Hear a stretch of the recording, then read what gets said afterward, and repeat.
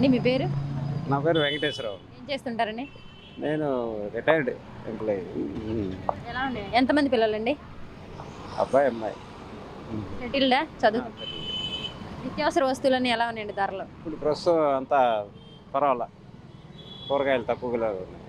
ఇవే కాకుండా ఉప్పులు, పప్పులు, నూనెలు ఉప్పులు అంటే ఇవన్నీ బాగా ఎక్కువగా ఉన్నాయి కదా. ఆయిల్ రేట్లు, పప్పుల రేట్లు అవి ఎక్కువగానే ఉన్నాయిగా. ప్రస్తుతం ప్రభుత్వ పరిపాలన ఎలా ఉందండి? ప్రభుత్వం బాగానే ఉంది. అంటే ఎందుకు బాగుంది అనుకుంటున్నారు? ఎందుకు బాగుందంటే ఇప్పుడు ఈయన అందరికీ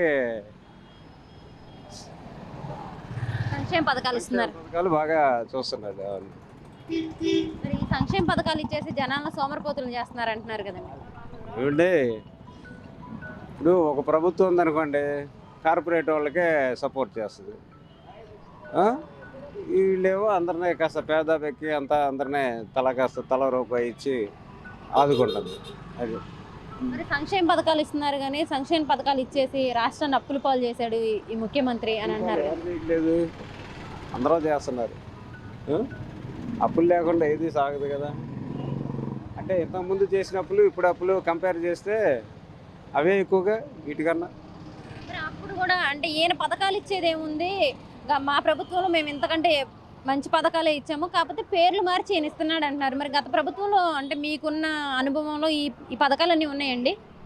ఇప్పుడు మాకు ఏ పథకాలు లేదు, రాలేదు. మీకని కాదు, మీరు ఇప్పుడు పేదలకు ఇస్తున్నారన్నారు కదా, ఇలాంటి పథకాలు మరి ఇన్నేళ్ళ మీ సర్వీస్లో కానీ ఇన్ని ఇయర్స్లో కానీ మీరు ఎప్పుడైనా చూసారా ఇలాంటి పథకాలు? ఇప్పుడే ఎక్కువగా అందరికి ఎక్కువగా అందుతున్నాయి, తల రూపాయి అందుతుంది. గత ప్రభుత్వంలో అంత అలా లేదు కదా. మేము ఇచ్చామని చెప్పేసి అంటున్నారు కదండి ప్రతిపక్షాలు. ఇప్పుడు ఎవరు ఇచ్చేది వాళ్ళు చెప్పుకుంటూ ఉంటారు లేదు. మరి జగన్మోహన్ రెడ్డి సీఎం అయిన తర్వాత రాష్ట్రం నాశనం అయిపోయింది, జనాలు వలస వెళ్ళిపోయే పరిస్థితి వచ్చింది అంటున్నారు. మరి ఒక్కో రకంగా అనుకుంటారు అలాగే. ఇప్పుడు కరోనాలో ఆయన పాపం బాగానే నిలదొక్కుని చేశాడు కదా, చేశాడా లేదు? మరి కాదండి, బాబు వస్తేనే జాబ్ వస్తుంది అని చెప్పేసి అంటున్నారు కదండి. ఈయన వచ్చిన తర్వాత అసలు ఉన్న జాబులు కూడా పోయినాయి అంటున్నారు కదా. బాబు వచ్చినప్పుడు జాబులు ఇచ్చారా? ఇచ్చామంటున్నారు కదండి. వాళ్ళ అబ్బాయికే ఇచ్చారు. ఎవరికి? 3 మంత్రి పదవులు ఇచ్చి. నమస్కారం అండి, మీ పేరు? లక్ష్మి. ఏం చేస్తుంటారండి? నేను స్కూల్లో వంట చేస్తాను. Government school. మీ పిల్లలు ఎంతమంది? మాకు 2 అబ్బాయిలు. ఏం చదువుకుంటున్నారండి? ఒక డిగ్రీ, ఒక ఫస్ట్ ఇయర్. విద్యా దీవెన పడిందండి? మాకు లేదండి, విద్యా దీవెన లేదు, మేనేజ్మెంట్ కోట. ఎలా ఉందండి ప్రస్తుతం ప్రభుత్వ పరిపాలన? ఏమో నాకు తెలియదండి. ఇప్పుడు మీరు స్కూల్లో వంట చేస్తున్నారు, గవర్నమెంట్ స్కూల్లో, మెనూ ఎలా ఉంది అసలు? బాగుంది. మీరు ఎప్పటి నుంచి చేస్తున్నారు స్కూల్లో వంట? మేము 22 సంవత్సరాల నుంచి. మరి అప్పుడు ఎలా ఉంది, ఇప్పుడు ఎలా ఉంది? ఫుడ్ విషయానికి వస్తే, పిల్లలకు పెట్టే ఫుడ్ విషయం రోజుకో రకం పెట్టారు పిల్లలకి, బాగానే ఉంది. అప్పుడు ఇంతకు ముందండి? ఇంతకుముందు బాగానే ఉండేది, ఎప్పుడు పప్పులు అనమాట, ఆకుకూర పప్పు, టమాటా పప్పు, కూరగాయల పప్పు.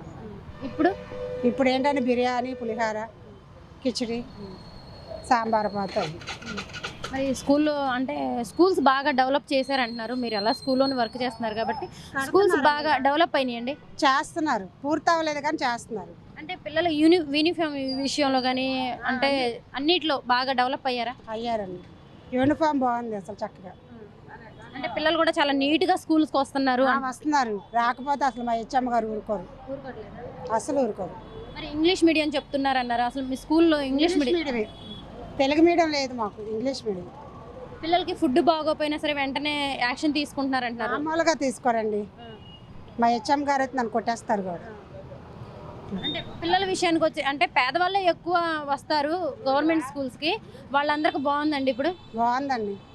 ప్రైవేట్ స్కూల్లో నిజంగా ఫీజులు కట్టలేకపోతున్నారు, అందులో చదివిన వాళ్ళు ఇందులోకి వచ్చేస్తున్నారు, ఇంకా అది అక్కడ కట్టలేక.